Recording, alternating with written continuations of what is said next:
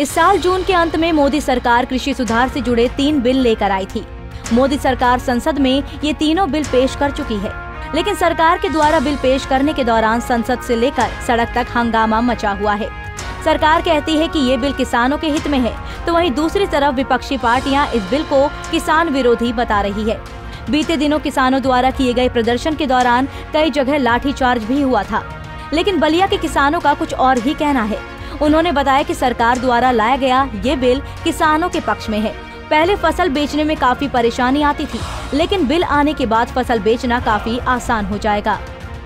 नवल जी, किसान bill pass हुआ, आप किसान हैं, कितना आप लोगों को फायदा हो रहा है? जी, किसान बिल जो पास हुआ हम लोगों के हित के लिए बहुत अच्छा हुआ है। पहले हम लोगों को माल बेचने में बहुत दिक्कत होता था, अब जो हो रहा है बहुत अच्छा ये बिल पास हुआ है, उससे हम लोग सहमत हैं। ऐसे तो हम दोआबा क्षेत्र के रहने वाले हैं, हम भी एक किसान के लड़के हैं। हम भी एक मामूली एक साधारण व्यक्ति में से और सम्मानित परिवार में से हम भी एक किसान के परिवार से जुड़े हुए हैं। तो जो सरकार ने जो किसान बिल पास किया है, उससे आपको कितना फायदा हो सकता है?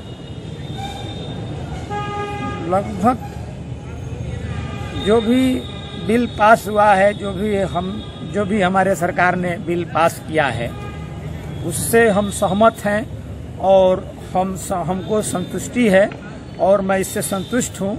और संतुष्टजनक से मैं इसको कहता हूँ कि जो भी सरकार ने फैसला लिया, निर्णय लिया, सब अच्छा लिया।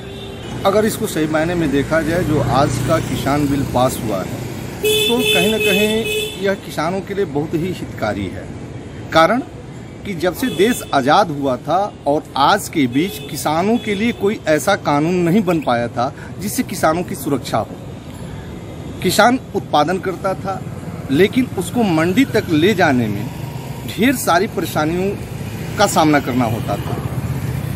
किसान अपने उत्पाद को जब लेकर सड़कों पर निकलता था तो लगता था प्रशासनिक लोगों को कि यह अफीम है, चरस है, गांजा है, उसके साथ मिसबिहेव होता था।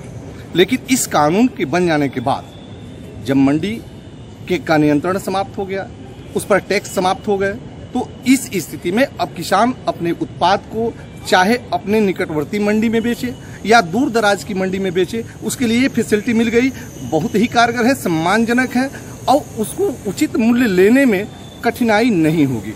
नहीं तो किसान के साथ बिचौलिए आते थे और दरवाजे से ही उसके साथ चीट करना प्रारंभ करते थे। यहाँ तक कि निकटवर्ती मंडी में अगर दुर्भाग्यवश किसान पहुँच जाता था तो वहाँ पर उसके साथ और बड़ा दोहन होता था। वह कह भी नहीं पाता था, कराह नहीं पाता था, अपने व्यथा को किसी से कैसे बताए, वह खुद ही शर्मसार होता था। मान लिया जाए कि 1 बीघे खेती करने में अगर किसान की लागत 10,000 रुपये आती थी, तो उस खेत की कीमत जोड़ दी जाए तो 10 लाख है।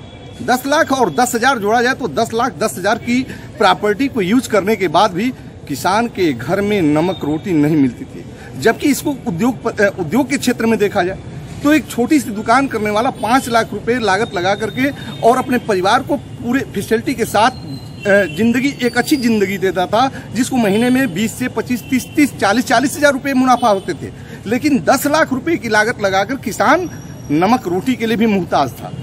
आपको बता दें कि नए कृषि बिल के मुताबिक सरकार के पास ये अधिकार होगा कि वो जरूरत के हिसाब से आवश्यक वस्तुओं की लिस्ट से हटा सकती है या उसमें शामिल कर सकती है। किसान मंडियों के बाहर भी अपनी फसल बेच सकता है, साथ ही दूसरे राज्यों में जाकर भी फसल बेची जा सकती है। पंजाब केसरी के लिए बलिया से मुकेश मिश्रा की रिपोर्ट।